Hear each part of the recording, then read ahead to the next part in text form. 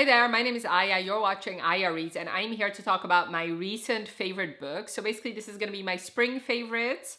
I'm going to be talking about my favorite books for the months of March, April, and May. I also did a winter favorites, where I talk about my favorites for December, January, and February, which I'll leave linked for you.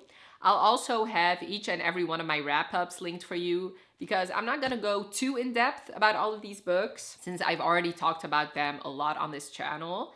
So if a book sounds intriguing to you and you want to know more of my thoughts, definitely check out those wrap-ups. And a lot of them I have read for several different vlogs. I will be talking about these books in the order of when I read them. My first favorite is Bride by Ali Hazelwood. So this is her first paranormal romance, and this you follow a werewolf and a vampire, and this is an arranged marriage between the werewolves and the vampires. In this world, humans, werewolves, and vampires know about each other. Misery is the vampire, and her father arranges this marriage between her and the alpha of the werewolves named Lo. She really doesn't want to do it because she's already done something similar when she was a child in this world. The humans and the vampires have this deal where they'll send a collateral to each other. Basically, a human child goes into vampire territory for 10 years to live there, and a vampire will go into human territory to live there for 10 years. Basically, the reason they do that is to keep the peace because they know that if the other side does something, they will basically kill this collateral. But since Misery's best friend is missing and she thinks the werewolves and especially the alpha have something to do with it, she agrees to marry him.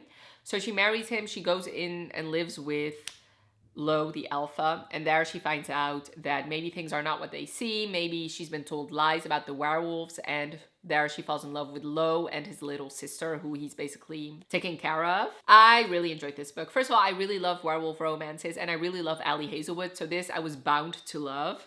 I thoroughly enjoyed myself. I thought Misery especially was an amazing, amazing character. I laughed out loud a lot while reading this book, and it was mainly because of Misery. I loved the werewolf and the vampire lore in this book. I loved how, obviously, Ali Hazelwood, she is known for writing her STEM novels, that she had like a biological explanation for why there are vampires and why there are werewolves in this book. I also really enjoyed their romance. I really loved in this book. So Ali Hazelwood usually writes romances in single point of view, but I really loved in this book how every chapter started off with a snippet of his point of view. So you got to see a little bit of insight of what he thought about her. This is obviously Fated Mate, and I really enjoyed it. I am intrigued to read the second book she's publishing this year because so far I've given every single Ali Hazelwood book 5 stars. So hopefully she'll continue this trend. She hasn't announced it yet, but I'm pretty sure this is gonna be a series because she's already set up the next couple, which I'm very much excited about. So yeah, I would highly recommend this one, and it's definitely a favorite I read this year. My next favorite I actually read in the same vlog that I read Bride for, which was one of my new releases vlog, and it's If You Hate Me by Helena Hunting. So this is her newest hockey romance, and Helena Hunting has written a lot of hockey romances. In fact, another book by her I read and loved this year was Pucked. Basically, this is about Trix or B and Tristan, and she's his brother's sister.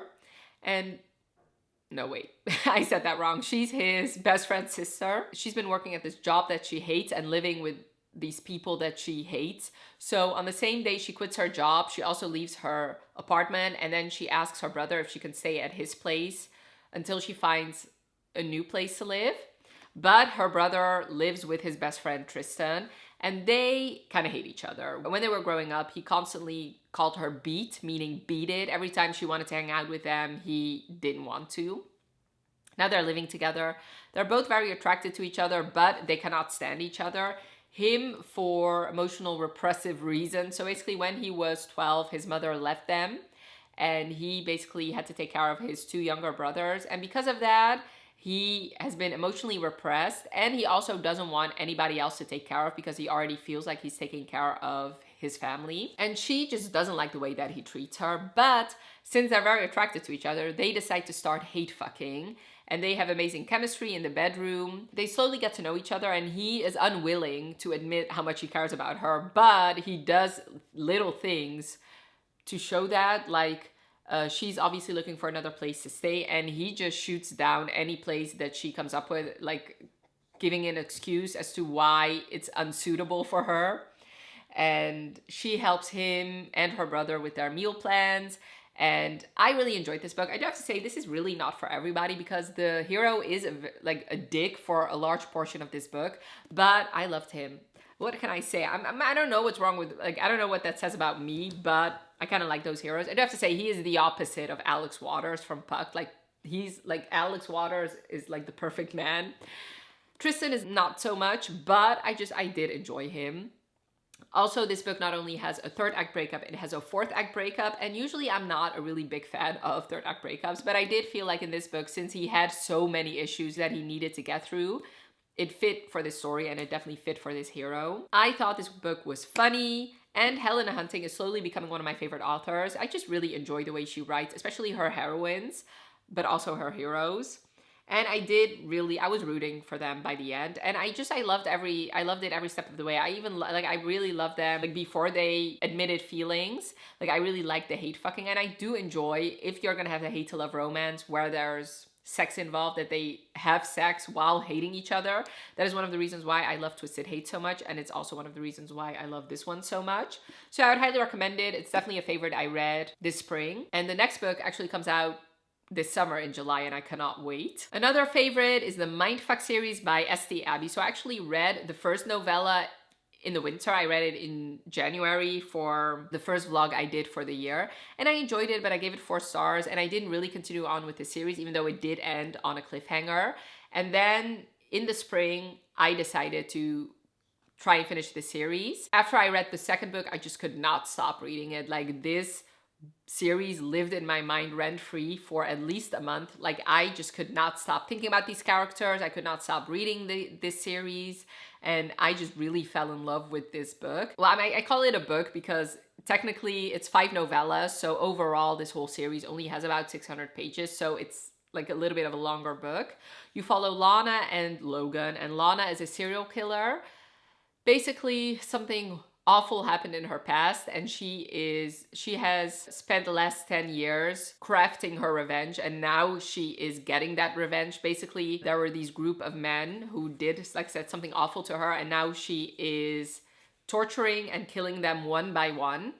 And then she meets this FBI agent while getting coffee, and his name is Logan, and he's actually the FBI agent on her case. So you can see where the conflict is gonna come from. Yeah, so she's falling in love while also trying to get her revenge. When you read it, it plays out like a movie or a TV show in your head. In fact, I cannot believe that this has not been made into a TV show, because I think it would be an amazing, amazing TV show. I really love both Lana and Logan. Like, I was rooting for her every step of the way, even though I kind of have issues with like graphic scenes in books, like torture scenes. I don't really love reading that. It just makes me squeamish. Whereas in this book, I felt like it was well deserved, and I was rooting for her every step of the way. And Logan was just like the perfect man, in my opinion. He was so amazing, and I just really loved their romance, but I also really loved the plot surrounding the romance. And this just was like a perfect combination of a thriller and a romance, in my opinion. So if you love both genres and you've not read this book yet, I would highly recommend it. It was perfect, in my opinion. So those were actually all the books in March. So those one, I don't know, I think a Mindfuck series I finished in April. Moving on to Just for the Summer by Abby Jimenez. So this is actually the only Abby Jimenez that I've given 5 stars, because I read the first 2 books in the Part of Your World series. It's actually the 3rd book in the Part of Your World series. When it came out, that was not clear, but it is part of that series. So I read the first 2. I gave both of them 4 stars, even though there were a lot of things I really loved about those 2 books. There was just something missing that prevented me from giving it 5 stars. This, however, is 100% of 5 stars. It's my favorite Abby Jimenez, my favorite book I read this spring, and I'm pretty sure it's going to be one of my favorite books I read this year. This book, you follow Emma and Justin. And Justin, you actually met in the 2nd book. He was Brianna's brother's friend. And Justin has this curse where any woman he dates, once they break up, she finds the love of her life. So he's basically the guy women date before they find the love of their lives. And he talks about that on Reddit. And Emma actually reads the Reddit post and she messages him saying that she has the same issue, that she's the woman that guys date before they find the love of their lives. So they start talking online, and then Justin comes up with this idea that they should actually date each other for a month and then break up, and then hopefully their curse will be broken, and then the next people they date will be the love of their lives. So she agrees. She's a traveling nurse, so she can really go anywhere she wants. So she goes to where he lives, which I think is in Minnesota. I think. Anyway, moving on. That's not really relevant. They start dating, but they really like each other. Like, they become really good friends, and he especially is very clear in the fact that he's starting to develop feelings for her, but they both struggle with some family issues. His mother has to go to jail, and he is now the guardian of his three younger siblings, even though he's only like around 30. And Emma has a toxic mother who has been neglecting her her entire life. And because of that, she's developed some mental health issues. And now her mother is back wreaking havoc. Because of those things, even though they do obviously try to have a relationship, those things get in the way. This is very closely linked to Part of Your World. So if you really love that book and love those characters, then definitely read this one. But you see a lot of the characters of the first two books in this one. So I really loved it. I really love Justin. Like, sometimes you read these men where you're like, okay, like for example, Tristan in here. Like, even though I loved reading about him, I don't think I could date him in real life because he's just a toxic mess and he would just give me a headache every single day. Justin would be the type of guy that I would love to date in real life. Like, he's the perfect man in my opinion. He was so sweet and so wonderful, and he would literally do anything for the people he loves, and I just love that. Like, I think Abby Jimenez writes like the perfect men in my opinion, because I really loved the men in the first two books that in the series. I love that romance. I really loved Emma too. Like, she, even though she obviously had her issues, I loved how much she cared about people and how effortlessly she helped people even though she didn't know them. I really love the side characters, especially Justin's siblings. They were scene sealers in my opinion. Like, every time they were on the page, I just fell in love with them. Like, I could have read another like 300 pages of this book because of these side characters. I really loved it. Abby Jimenez is slowly becoming one of my favorite authors.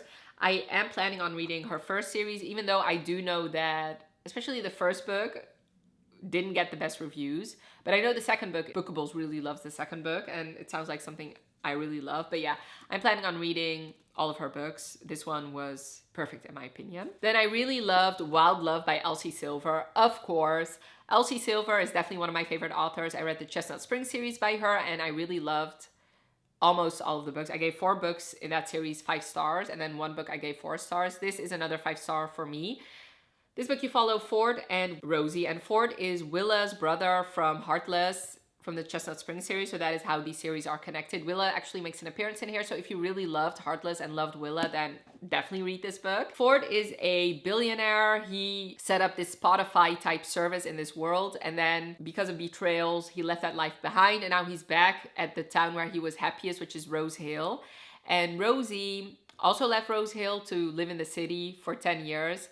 And because of events that happened at her job, she got fired. Now she's also back. And when she realizes that Ford is back, she asks him for a job, and he agrees because he cannot tell her no since he's been pining for her since he was a teenager. And this is their romance. So he also donated sperm when he was a teenager, when he was like 19. And now a 12-year-old girl shows up at his door saying that she needs his help and that he's her biological father. So that is also a plot line in here.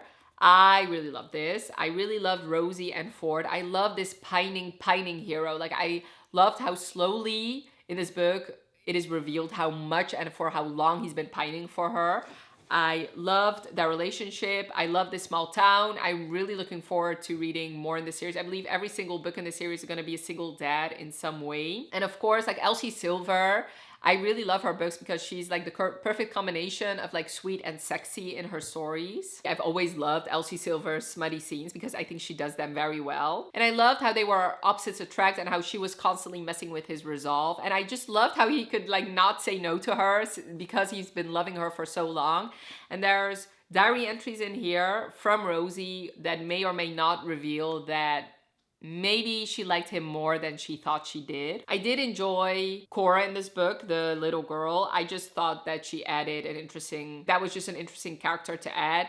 Is it unbelievable a bit? Yes, but I didn't mind because I just loved her addition in this book. I loved Willa in here, of course, and I love this book. With the Chestnut Spring series, the first book I really loved, but it was not my favorite in hindsight. I don't know if that will be the case for this series, but the second book comes out at the end of the year, and I'm very much looking forward to that one. Funny story by Emily Henry. So once again, I've read a lot of Emily Henry books, and so far this is only my second 5 stars, but this is definitely my favorite. So this book, I'm sure you already know, but you follow Daphne and Miles, and their exes break up with them to start dating each other. Because of that, Daphne needs a place to stay, and she asks Miles if she can live at his place. So this is a roommates, the lovers trope, which is one of my favorite tropes of all time. So they live together, and they are nothing alike, but they obviously bond because of their shared heartbreak. Their exes, since they're best friends growing up, they get engaged very, very soon, and then they have the audacity to invite their exes to their wedding. So Miles and Daphne get invited to this wedding. So on a drunken night out, they RSVP to this wedding, and then Peter, who's Daphne's ex, calls her and he's like, you don't really have to come to the wedding. And then she tells him, you know what, I am coming and I'm bringing my new boyfriend, who's Miles. So now they have to fake date, which once again, another one of my favorite tropes. Daphne also, she moved to town for Peter and now she wants to leave. But she's a librarian and there's this readathon happening in summer, but her plan is to leave after that, and Miles wants to convince her to stay, and every Sunday he wants to show her a different part of town to show her that she should stay, because in his mind he feels like, you moved here because of Peter, I don't want you to leave here because of Peter too. And while living together, while they're having these days, while they're fake dating, they slowly fall in love, and I really loved it. Once again, he's the type of hero that is like the opposite of like the normal heroes that I usually read, like the dominant alpha guys. Like, he's like the definition of a normal guy. Like, I just love him, and I just love how they slowly fell in love and how they became very good friends first. And that to me just makes me believe in their romance that much more, because they know each other through and through, and they've been through the best times and they've been through the worst times. So I do think this relationship will stand the test of time. I also really love the side characters. This made me a little bit sad that Emily Henry doesn't really do series, because I do think that she could write at least 2 books from the side characters of this book. I really loved his sister. I would love to read a romance for her. And I really loved her friend that she made. I would also really love to read a romance about her. Maybe she'll write a series, but I don't think she will. But I really loved it. I do think this could also make an appearance in my favorite books of the year.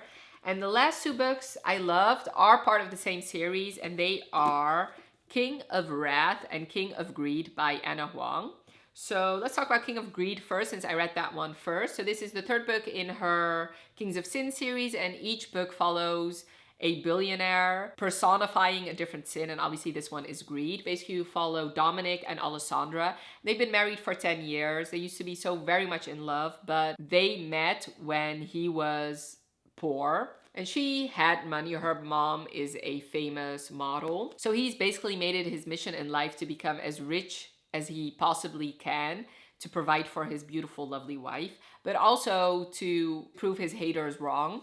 So they actually met in college, but now in the last 10 years, he has neglected his wife because of his greed. And the final drop in the bucket is when he forgets about their 10-year anniversary. So she asks him for a divorce.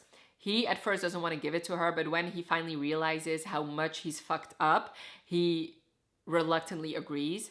But then he makes it his mission in life to get his wife back. So this is basically their second chance romance. It starts with a marriage in crisis, but turns into a second chance romance. And I really, really loved it. I just fell in love with both of them. Like, my only criticism of this book is, so this book has 320 pages, and I just wish this book was a little bit longer, especially since the next book in this series, King of Sloth, is over 400 pages, and I would have loved for her to taken those pages out and put it in this one, because I would have loved to read more about their romance when they first got together, and I just would have loved more. I just wanted more, a little bit more, but I still gave it 5 stars because I just loved them so much.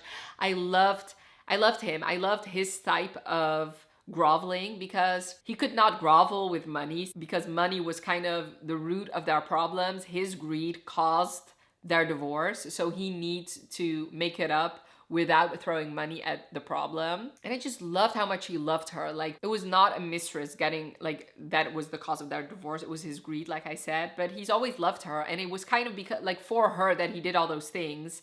So to eventually lose her because of his greed, I just loved how once he finally realizes what he did wrong, I just love the measures and the steps he takes to make it up to her, and how he'll do anything in his power to get his wife back. I just love that. Second chance romance is slowly becoming one of my favorite tropes. This was definitely an amazing second chance romance in my opinion. And then the last book is King of Wrath by Anna Huang. So this one I loved a little bit more than King of Greed, simply because this felt like the perfect length to me.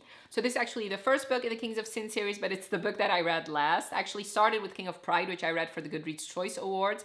Then I read King of Greed. Then I read King of Sloth because it came out before I got around to this one. And then I finished with King of Wrath, but this is my favorite in the series. This book you follow Dante and Vivian, and Vivian's father blackmails Dante into marrying her. So they have to get engaged for a year, and in that year they have to live together. She agrees because she's like the dutiful daughter who would do anything to please her parents, and he has to agree because of the blackmail. But while his plan is to ruin her father in the year that they're engaged, but while they're living together and while they're getting to know each other, they fall in love. What I really love about this book is the slow, quiet moments between them. Like, there's a scene in here where they're having midnight snacks that I just swooned over. It was so good. I think Anna Huang does these quiet moments very well. Like, there are some beautiful scenes in the Twisted series that I loved, and they were mainly revolving quiet moments. I really love this couple. I thought she did a beautiful, beautiful job with them. I love both Dante and Vivian. I loved how headstrong she was and that she would not take his shit lying down. And I loved him too. They both have issues with their parents, and I also loved the way especially her issues were resolved in the end. I thought this was a perfect beginning of the series, and at the end of the day I'm just sad that I didn't start with this one, but I really loved it, and it was definitely a favorite I read this year. So yeah, these are the books I talked about. Well, the 7 physical books. I don't own the Mindfuck series yet because I want to buy the bind up. Well, you can only buy the bind up physically and it's very expensive. So maybe for my birthday, I'll get that one. These are my favorite books I read this spring. I do have to say, this year I've been reading some amazing books. So I think I'll have a hard time narrowing down my favorites of the year. I know first world problems, right? But yeah, I've just been having an amazing reading year so far. A lot of 5 stars. So definitely let me know in the comments below if you've read any of the books that I read. And I would really love to know what your thoughts are on my favorite books I read this spring. And I would really love to know what was your favorite book that you read this spring. If you don't want to leave me a comment, but you do want to say that you were here, leave me a pink heart emoji. And I really hope you enjoyed this video. Definitely let me know by leaving a like if you did. And thank you so much for watching. Have a wonderful rest of your day, and I'll talk to you later. Bye.